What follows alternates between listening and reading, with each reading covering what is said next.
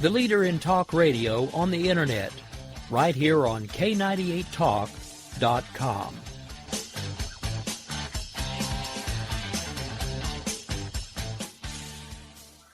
Is debt beating you down? You need discipline.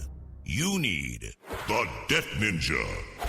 If you've been caught in a financial trap and need to be set free, then you need the Debt Ninja.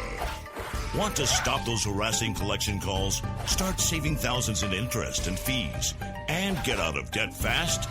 Then you need to call the Debt Ninja. The Debt Ninja will find the best companies across the country that will help you consolidate all your bills into one easy payment, reduce your payments by 30 to 50%, and get you out of debt fast. If you have unsecured debt of $10,000 or more, such as credit cards, loans, or medical bills, call the Debt Ninja for a free 15-minute consultation. Call 800-826-1246. 800-826-1246. That's 800-826-1246. Call today. The Debt Ninja.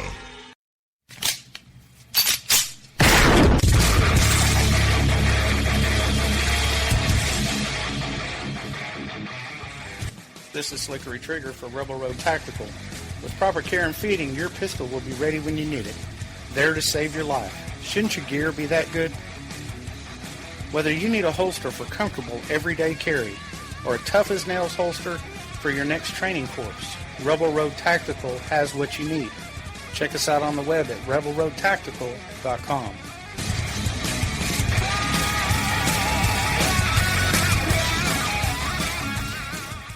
Tired of paying outrageous prices for Viagra? Well, we have great news for you. Now you can finally get Viagra at huge discounts. Healthy Man allows you to save up to $500 on Viagra. Why pay U.S. pharmacy prices of $15 per pill or more when you can get Viagra for less than $3 a pill? Call today and get 40 Viagra pills for only $99. This can cost as much as $600 at your local pharmacy. You can't afford not to call us. If you want Viagra at the lowest prices, never pay $15 a pill pharmacy prices again. Get Viagra for less than $3 a pill. Call 1-800-516-7602 today and save up to $500 and get 40 pills for just $99. Healthy Man is fast, easy, and affordable. Operators are waiting at 1-800-516-7602 to take your call right now. Call 1-800-516-7602. That's 1-800-516-7602. Again, 1-800-516-7602.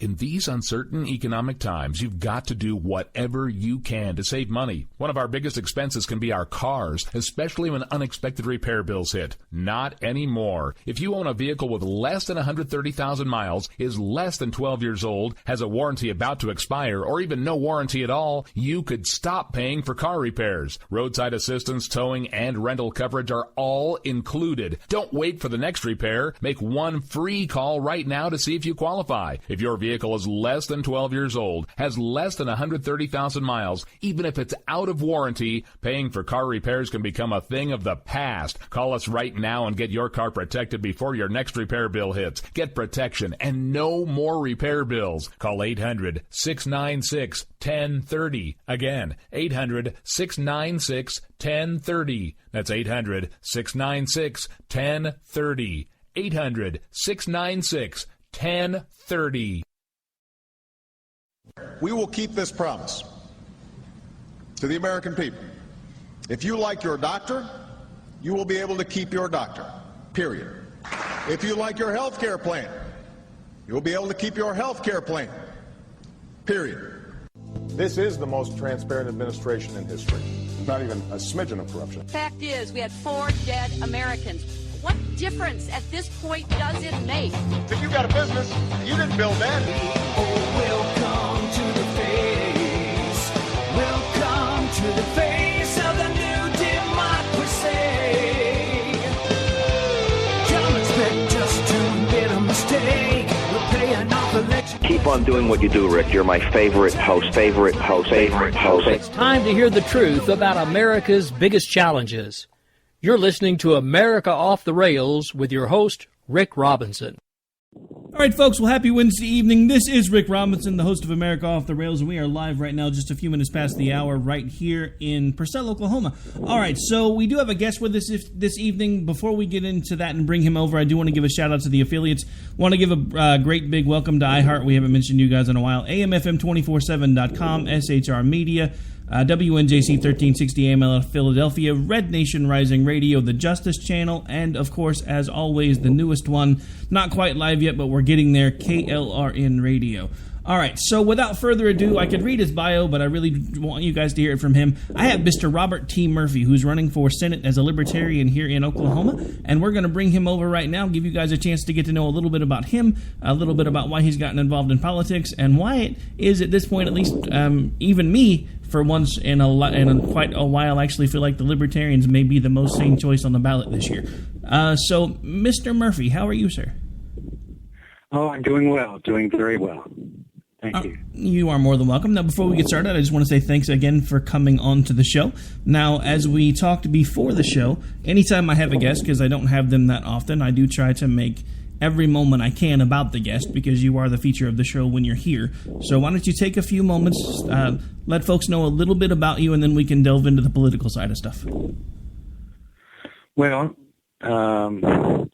I'm 68 years old. I'm retired from the University of Oklahoma, where I was a data technician. I handled the installation and maintenance of all the card swipes and door security on campus. And I live in Norman. I was originally born in Michigan, quit high school, joined the Marine Corps, went to Vietnam, lived in California for 7 years, then moved to Oklahoma to write a book about a bootlegger, and I've been here ever since.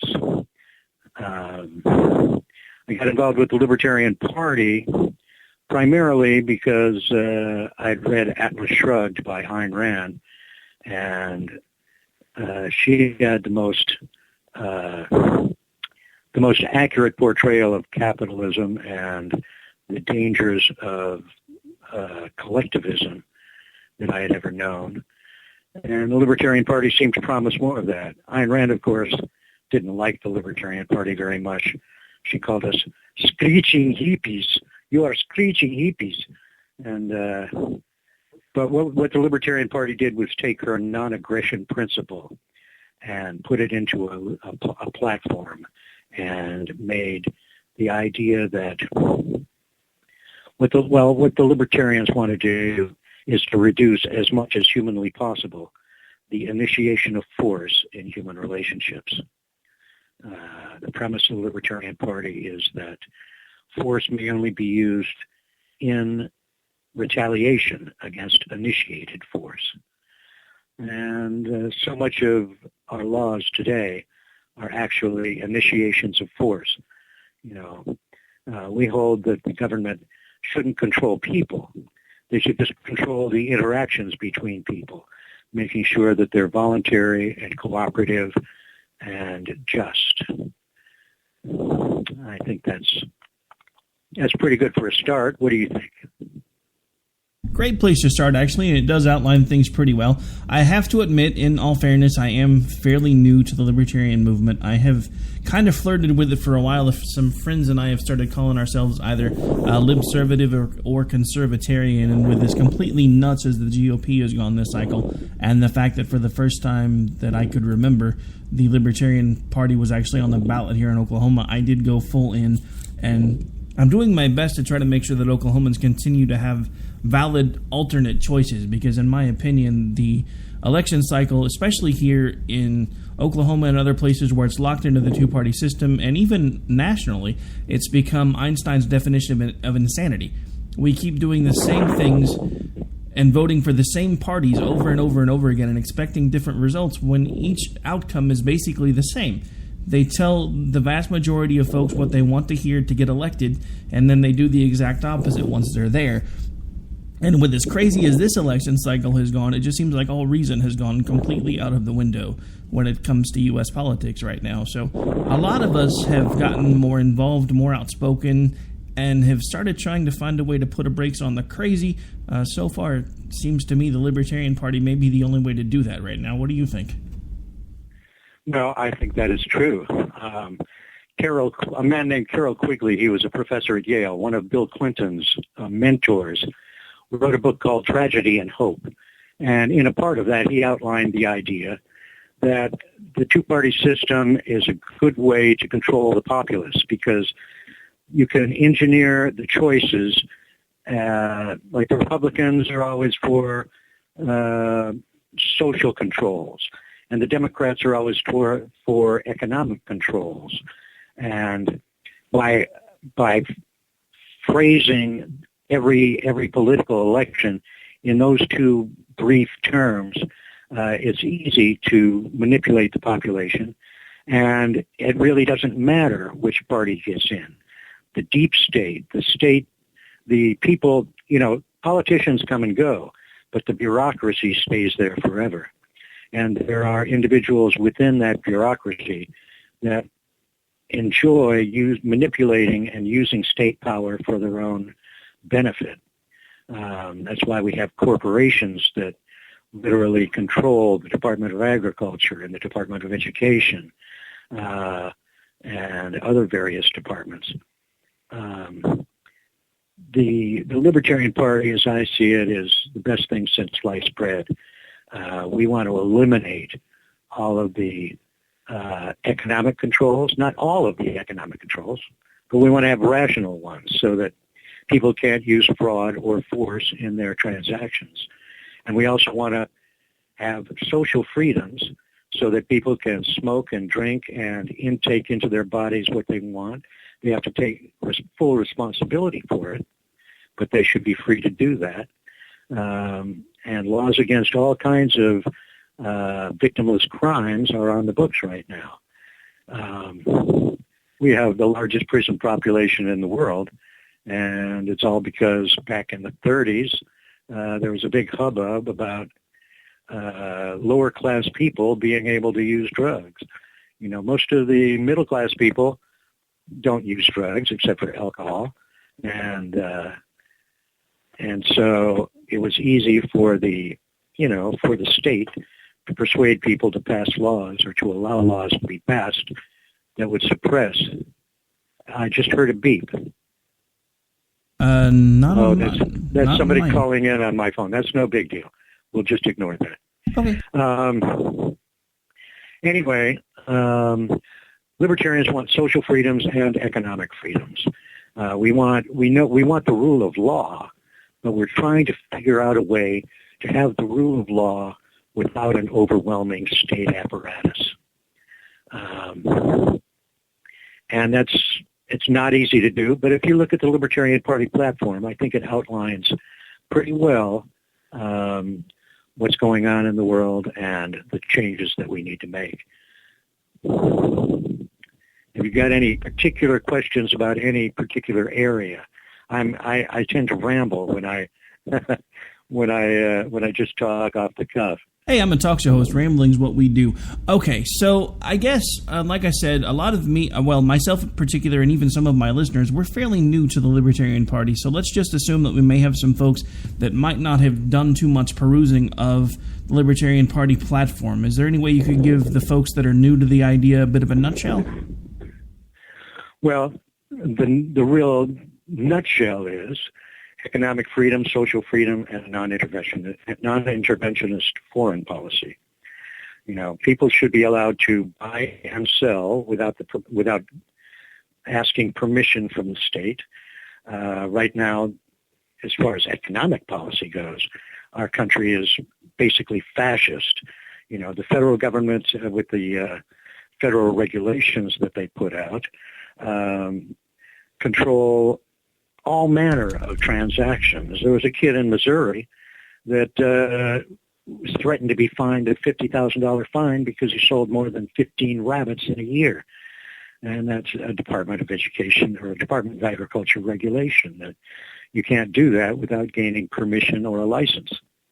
In the 1930s, maybe 5% of the crafts, the jobs, the employment and about 5% you were required to be licensed, and now it's more than 30 or 40%.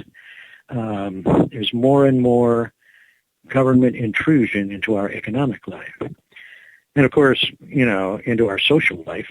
The drug war has ruined families and ruined people's lives.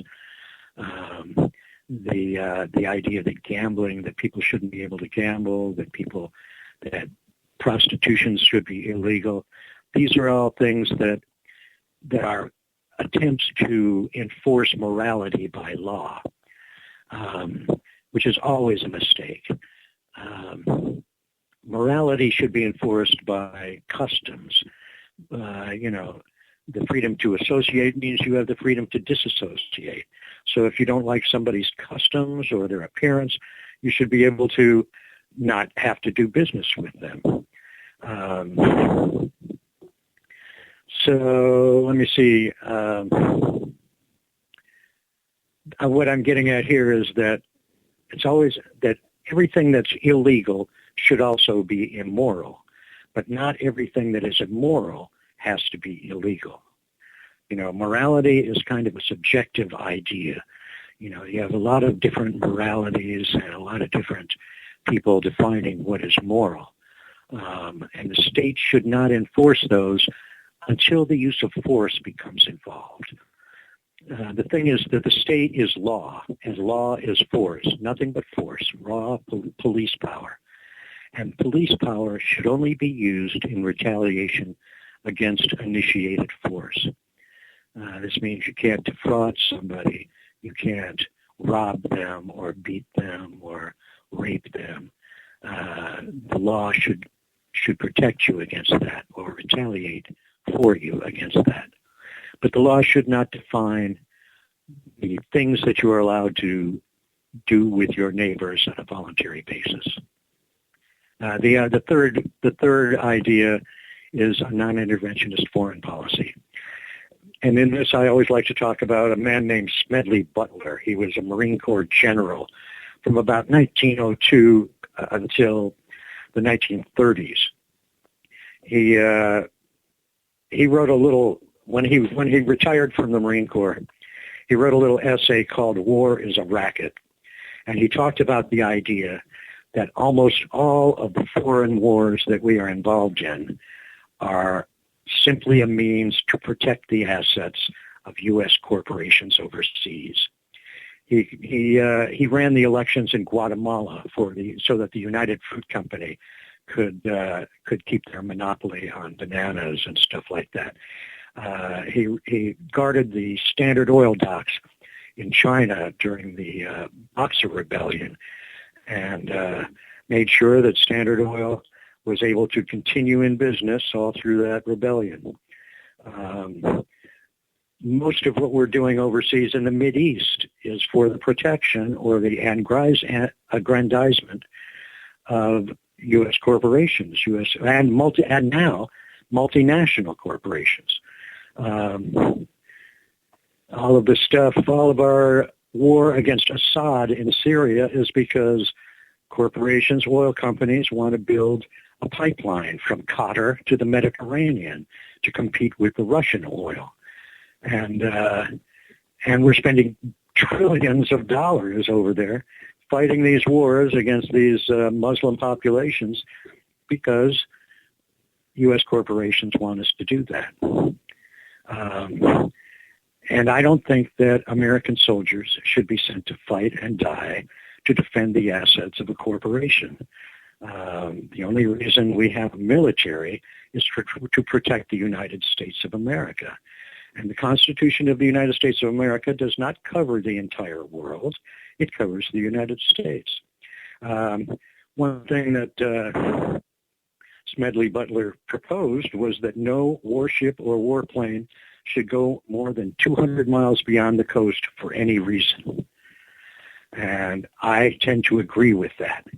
I would say that we should have submarines under the water going around the world just in case something happens that we need to reply to.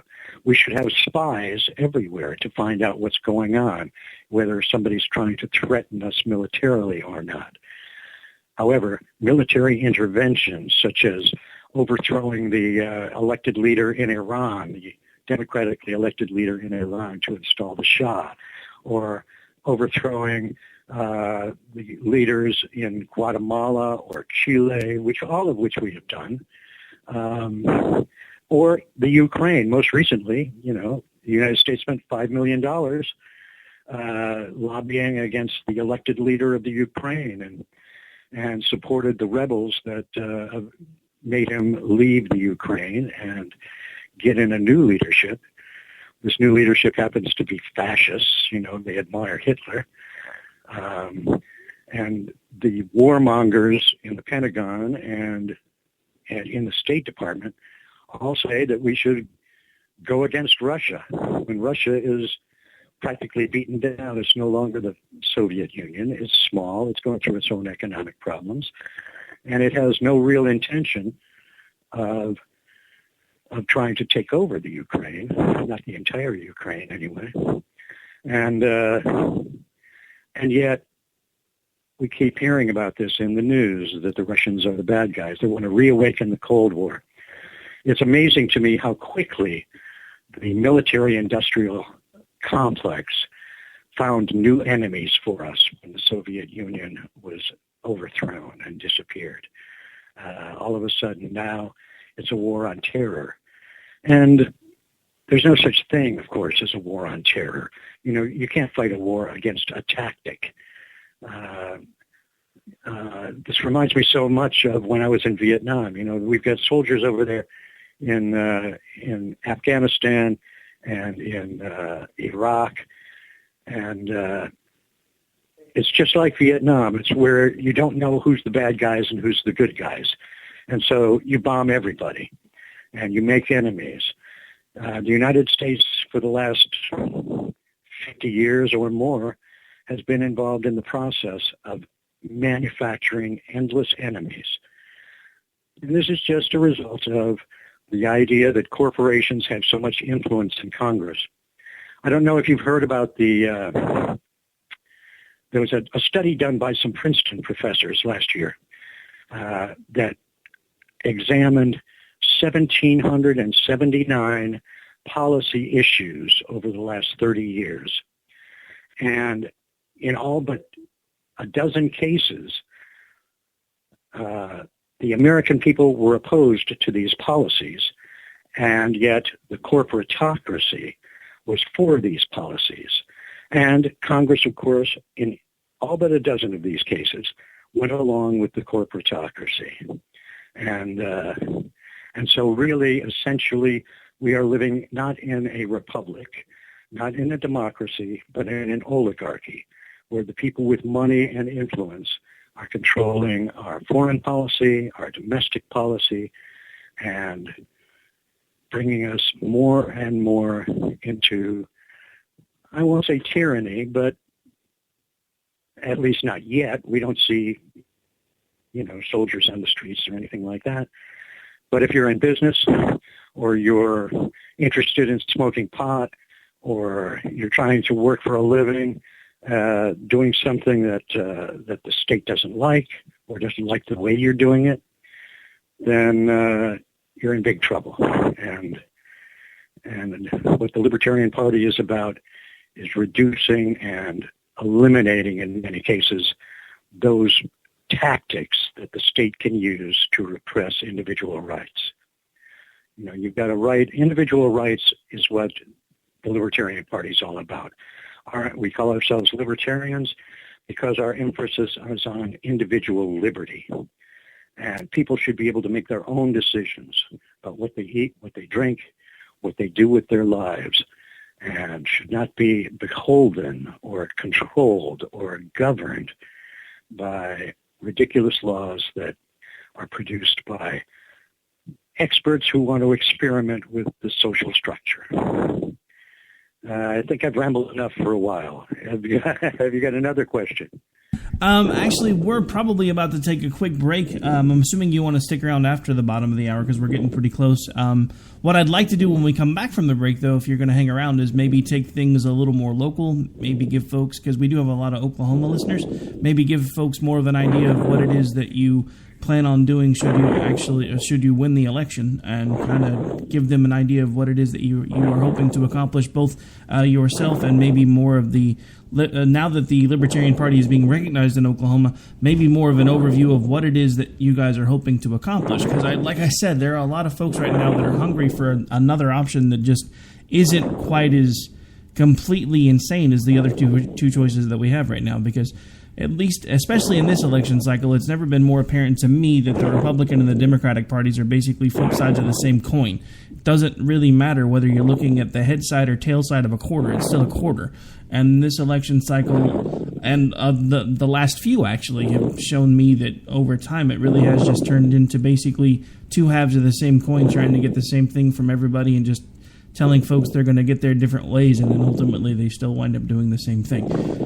So, we are going to take a quick break, pay some bills. You're listening to America Off the Rails. I am on with Mr. Robert T. Murphy, running for Senate here in Oklahoma as a Libertarian. When we come back, hopefully going to take things a little bit more local, give you more of an idea of what it is that he wants to try to accomplish here in Oklahoma. I want to thank everybody for tuning in, and again, thank Mr. Murphy for coming in and being on the show with us today. We'll be right back here in just a couple of minutes. Stay tuned. Calls, we got a pen and telephone to bypass all your laws. Political correctness will replace the Bill of Rights. Support religious freedom, bless you, pray to Jesus Christ. The press is in our pockets cause there's no longer free. You cannot make a move without the NSA. The leader in talk radio on the internet, right here on K98Talk.com.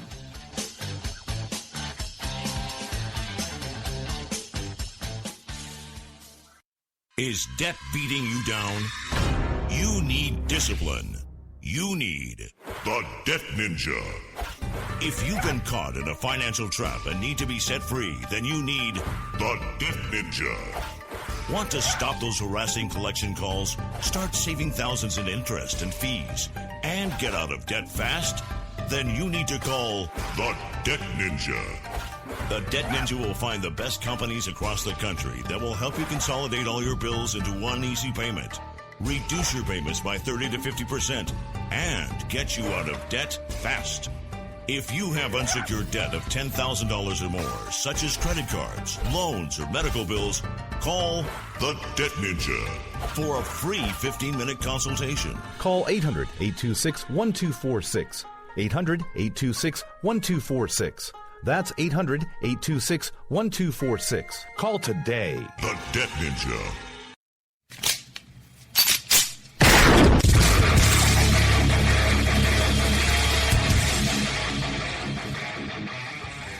This is Slickery Trigger for Rebel Road Tactical. With proper care and feeding, your pistol will be ready when you need it. There to save your life. Shouldn't your gear be that good? Whether you need a holster for comfortable everyday carry, or a tough-as-nails holster for your next training course, Rebel Road Tactical has what you need. Check us out on the web at rebelroadtactical.com.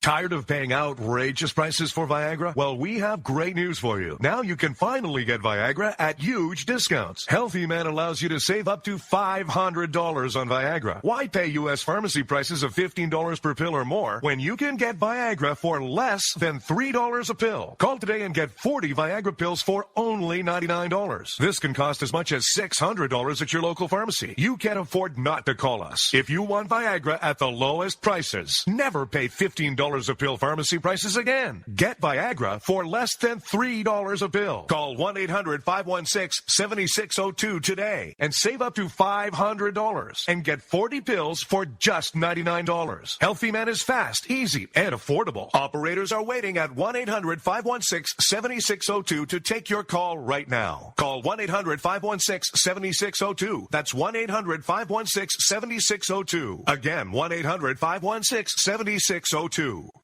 In these uncertain calls, we got a pen and telephone to bypass all your laws. Political correctness will replace the Bill of Rights. Support religious freedom, lest you pray to Jesus Christ. The press is in our pockets cause there's no longer free. You cannot make a move now that the NSA can see. Don't expect equality, respect, or fair play. The IRS will target those who vote the wrong way. Welcome to the place.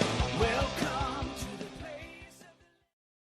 All right, folks, we are back. We are live into the bottom half of the show. At this point, we are still joined by Mr. Robert T. Murphy, running for Senate here in Oklahoma as a Libertarian. For those of you who may not know, the Libertarian Party has recently been recognized in Oklahoma, so that is one reason why we are trying to do everything we can here in the Oklahoma area to bring a spotlight onto the Libertarian Party, both at the local and the national level, because this election cycle has become crazy town. There's really no other way to put it.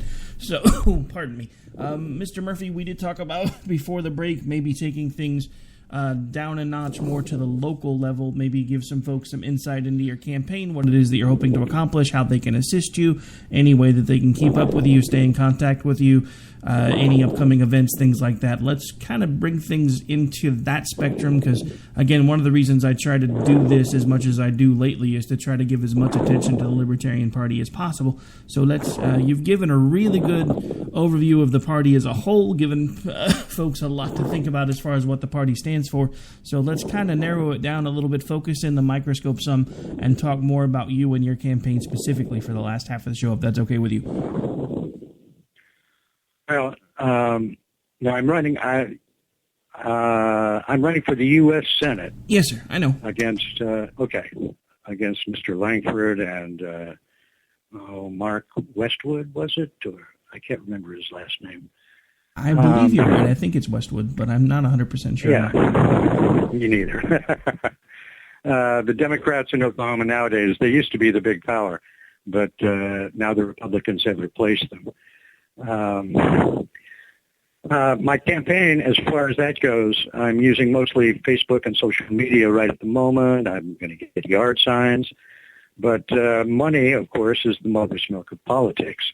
And although I'm going to try and get donations from all over the place, it's unlikely that I'll be able to do anything but maybe radio commercials and things like that, small-time commercial ventures and going out and trying to meet the people and give an alternative. The big deal we want to do is try and get 2.5% for our presidential candidate, Gary Johnson.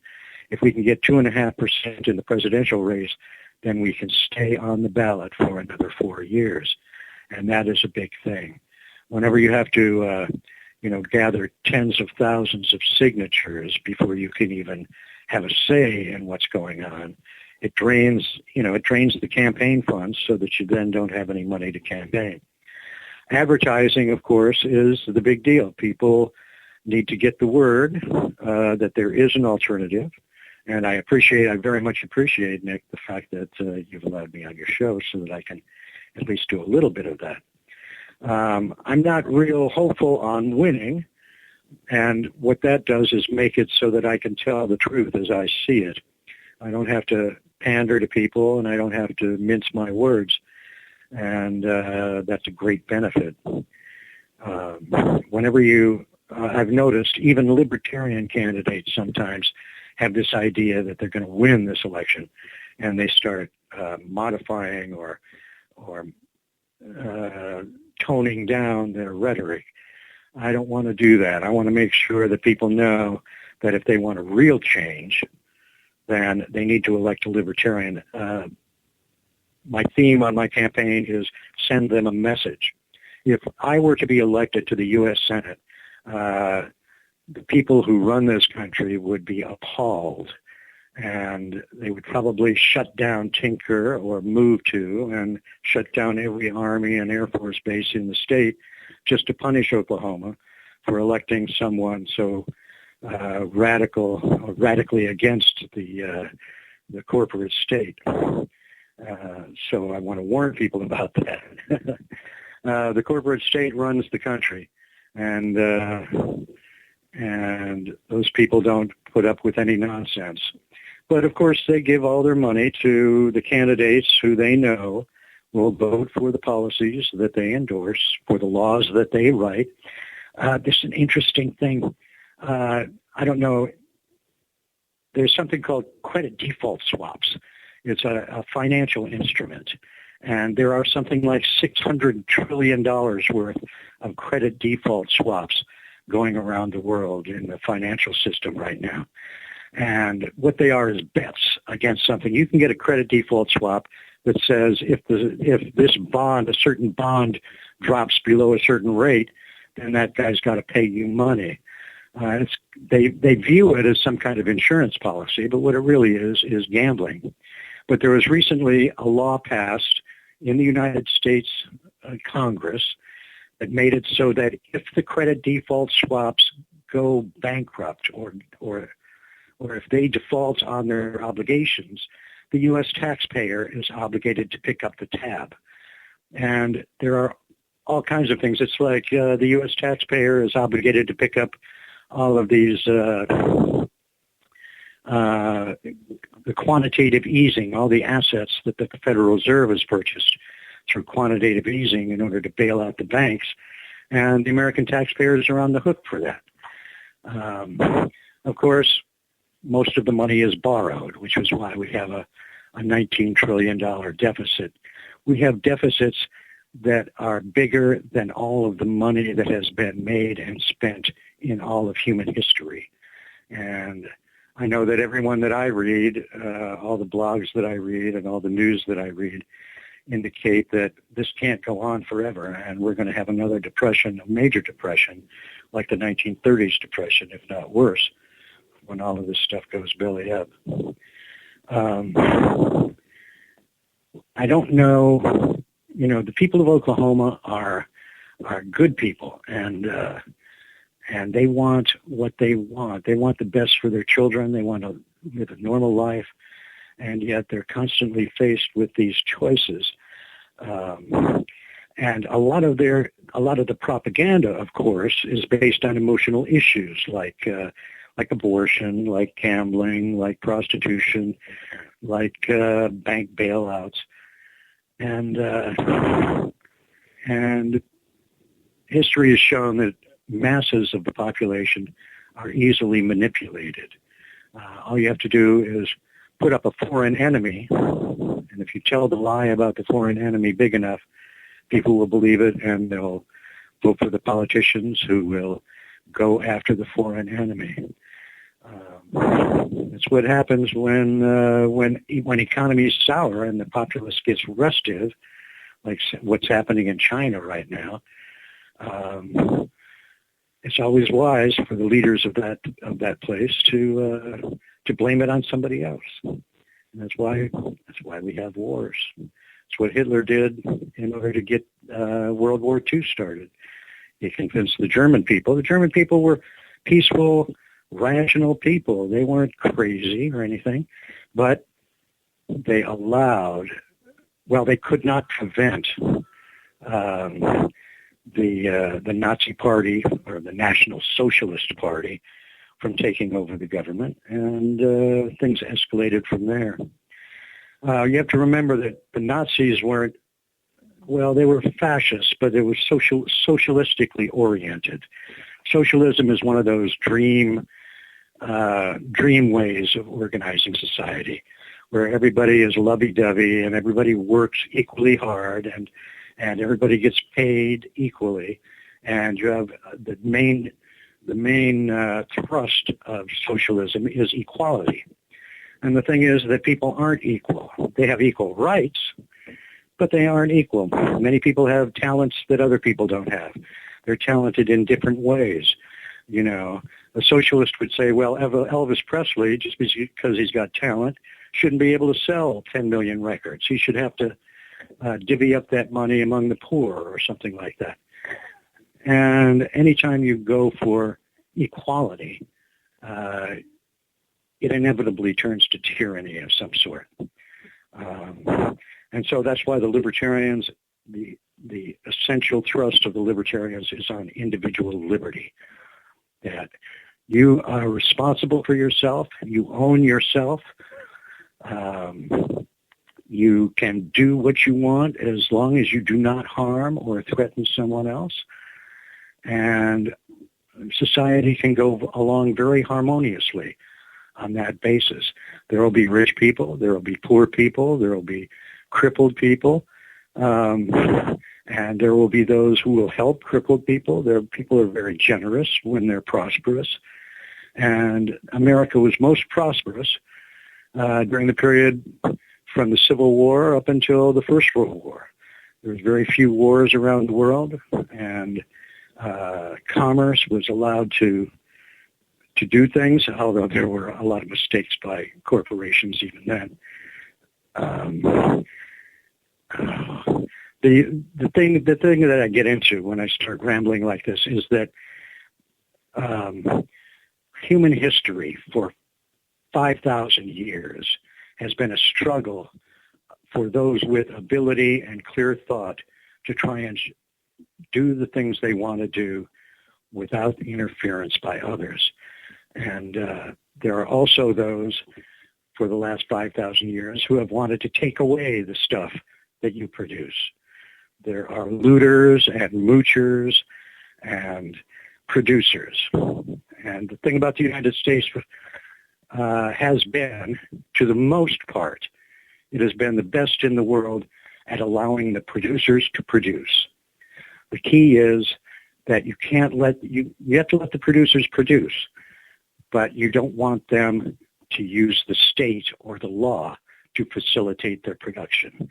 They have to do it by their own merit and by the customers that they serve. So I don't know, since I'm going for the U.S. Senate, what I'm saying is that I haven't been paying a lot of attention to internal Oklahoma politics. I don't know who's running for the state Senate or the state House. And I'm not really aware or too much aware of what's going on at the state level.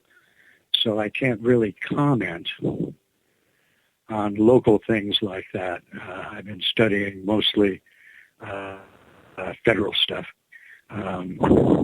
Okay, no anyway, problem. But yeah, so I mean, I don't know. I guess my overall thing, I want to backtrack to something that you said a moment ago when you started talking about equality versus freedom. I think that's the biggest argument that we have going on as a society right now. We have groups below a certain age that think equality should trump everything, and we have folks above a certain age that still think freedom should trump everything. And at this point, I'm not sure who's going to win the argument, because it seems like, especially if you really start looking at the numbers, like with as crazy as Bernie Sanders was this election cycle, if you look at his numbers, the majority of the folks that were supporting him were of college age. There are a lot of folks below the age of 30, going back to the socialist idea that you touched on a moment ago, that honestly think that is the direction that we need to go. I actually was in a pretty heated discussion on social media not too long ago with someone that was logging onto that new hashtag that was going on Twitter a few days ago, America was never great. And they had mentioned that Canada had a lot of the same rules and laws and rights that we do, but they still had socialized medicine, socialized college, etc. And I'm like, okay, well, if Canada's so great, please do us a favor and move there. And he's like, no, I want this country to be that way too. I'm like, I don't, because I want freedom more than I want equality. And I think that's where we're starting to lose people, especially below a certain age bracket, because it seems like that's all that gets drummed into their head is equality, equality, equality. And I don't know how we combat that. Well, the thing is that it's such an appealing sentiment. You know, it's such an appealing sentiment for people to want other people to be as happy as they are. You know, it's a Christian sentiment in a way. that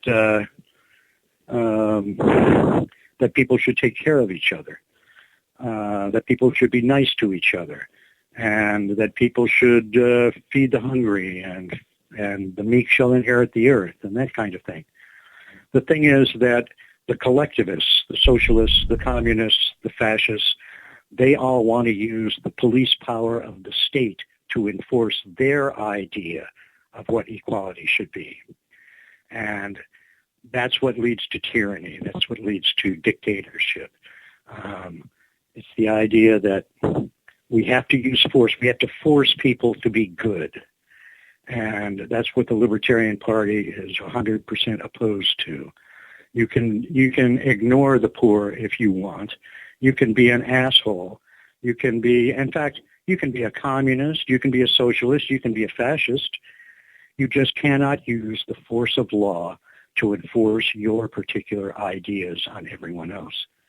And that's what's so important about individual liberty. People have to make up their own minds about these things. And the law should just simply make sure that your interactions with others are peaceful and voluntary. That's the whole thing. Libertarians are very tolerant, except for we're not very tolerant of those who want to rule us. We don't want to be ruled by anyone except our consciences and the natural laws that define the universe. Very good points, one and all. Now, as we do get to the point where we are going to have to start wrapping up the show, you had mentioned that at this point you are you doing any type of fundraising right now, or are you mainly sticking to social media to try to get your message out? Say that again. What about fundraising? Well, you had mentioned earlier something about you were starting to look into fundraising. Do you have anything set up yet for folks that may want to donate to your campaign, or have you made it to that point yet? Or yeah. Well, right now, all I've got, the only campaign instrument I have at the moment besides my voice is a Facebook page, Murphy for Senate Facebook page. And I started posting things day before yesterday, and I'll be posting things every day or every other day about various things I want to talk about.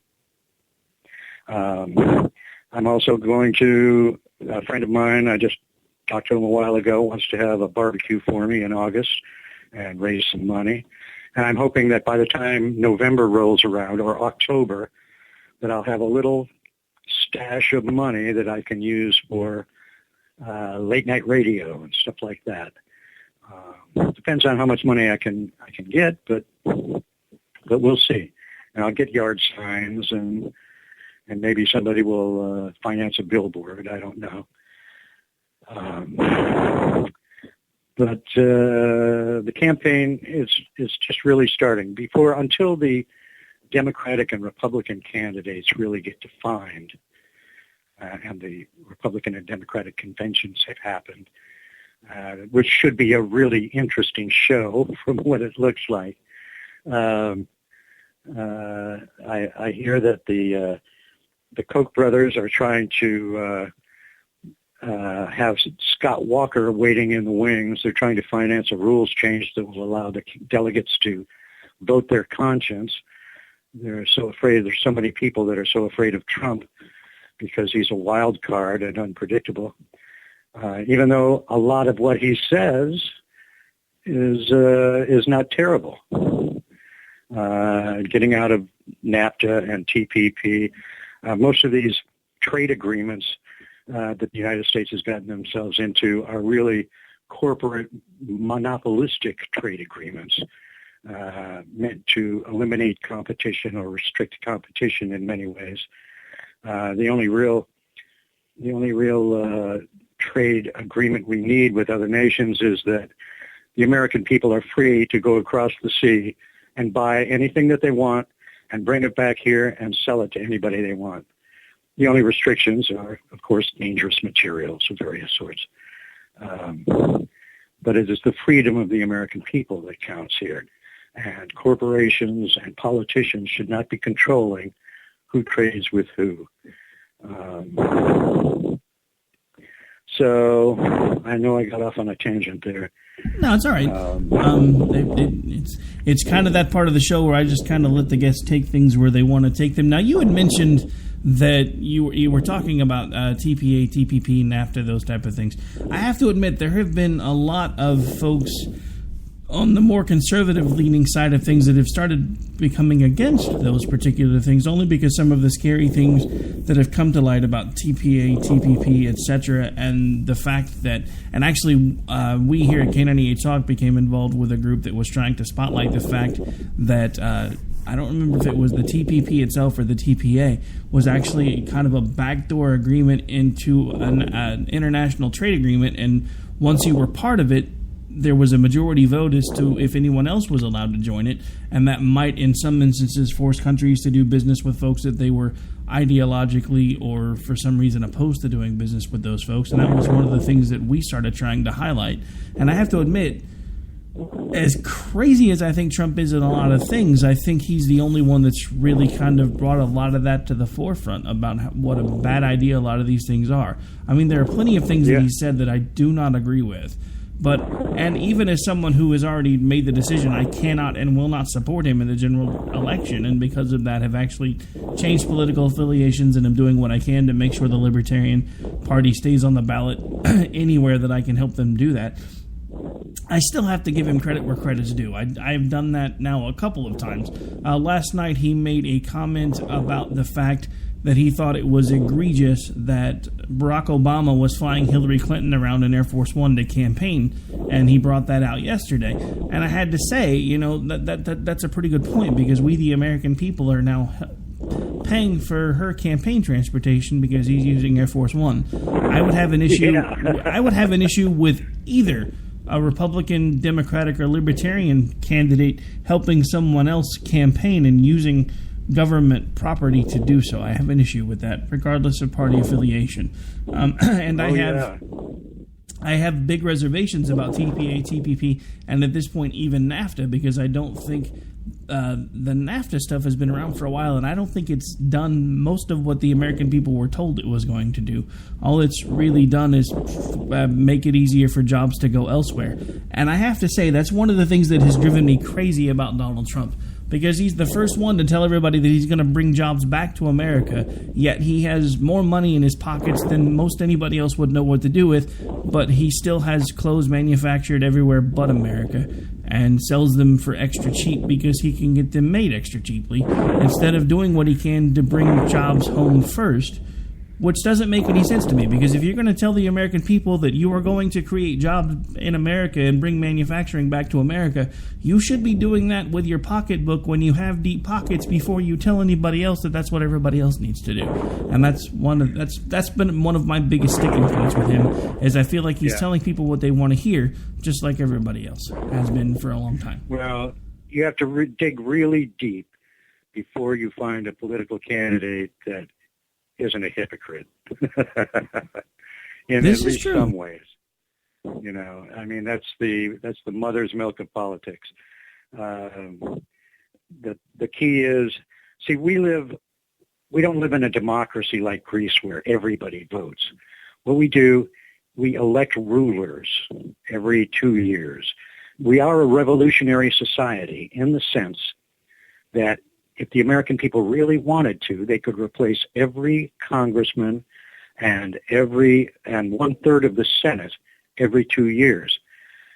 But the thing is that the power of the media, the power of propaganda, the power of public relations means that a lot of people, enough people, are manipulable, enough people can be manipulated, so that you can virtually guarantee that nobody but politicians that want to play along will get elected.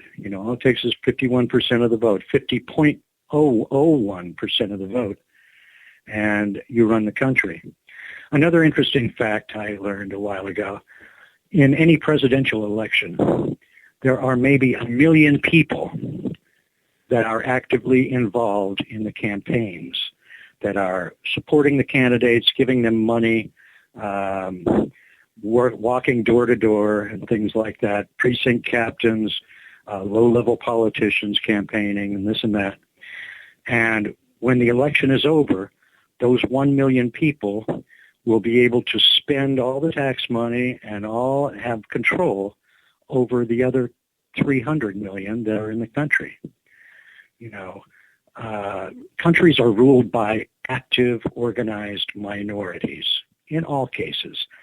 The thing is that the minority has to make sure that the people are pacified enough so that they don't revolt. And the only way to do that, well, the best way to do that is to give them their freedom. But the way they've been doing it so far is to make sure that they pay off various constituencies. You know, instead of food lines like they had in the 30s, now we've got food stamps. And when unemployment goes down, they've got all kinds of programs for this and that. When the cost of living went up so high that women had to go to work and couldn't stay home to take care of their children, then the government provides them with child care money. You know, it's a whole system set up so that people can stay in power and play like they can really run things. And most of them think, oh, we're doing pretty good for people. Well, actually, let me say this. I think of in terms of a third and a third and a third. A third of the people in power are incompetent and just in it for the money. A third of the people are in there to try and do good and try to figure things out well. And the top third, or the controlling third, are those people who are really evil and just want to boss people around and have their own little fiefdoms, whether it's a bureaucratic fiefdom that they have that they want to keep growing, or a military fiefdom where they want to have wars all over the world all the time so they can keep the cash coming in, or, you know, beat the bad guys somehow. And so in any political system, you have these opposing forces that ply with each other in order to gain the votes of the majority of the people. And it's what I'm trying to do is help people understand this idea and make sure that when they vote in November, they at least have a clear picture of what they're voting for and what the results of that will be. All right, well, believe it or not, we are about out of time. Mr. Robert Murphy, why don't you go ahead and remind folks again where they can find your Facebook page should they choose to start interacting with your campaign, sir? Yes, Murphy for Senate on Facebook. I also have, I think I may have a web page still up, roberttmurphy.com, but that one was from my congressional campaign against Langford 4 years ago, and it hasn't been updated, but all of the stuff that's on there is still worthwhile. So Murphy for Senate, Facebook, that's the best place to get the latest info. All right, well, I want to thank you again. I really appreciate it, Nick, that you've allowed me to speak here. I know that I've rambled quite a bit, but no, it's quite all right. I don't have my 2-minute, 5-minute, 10-minute set speeches all written down yet. No big deal at all. Actually, I kind of prefer it more off the cuff. It makes things feel a little bit more natural as far as the interview goes. So I think it went fairly well. I'd like to again thank you for agreeing to spend the hour with us. At this point, folks, we have got to get out of here. I've got to make room for the Rhino Report coming up next, right here on K98 Talk. I will be back with you live tomorrow on, as we do every Tuesday, Thursday, the Jen and Rick Show. Got some announcements coming soon about some new shows that may be coming over and filling up some holes in our schedule. So hopefully we'll get some things ironed out there. But at this point, folks, we have got to go, got to make room. Again, want to thank Mr. Robert Murphy for joining us for the hour. This has been America Off the Rails. I'm your host, Rick Robinson. Until I see you again, keep your powder dry and God bless. Thank you so much, Nick. You are very welcome, sir.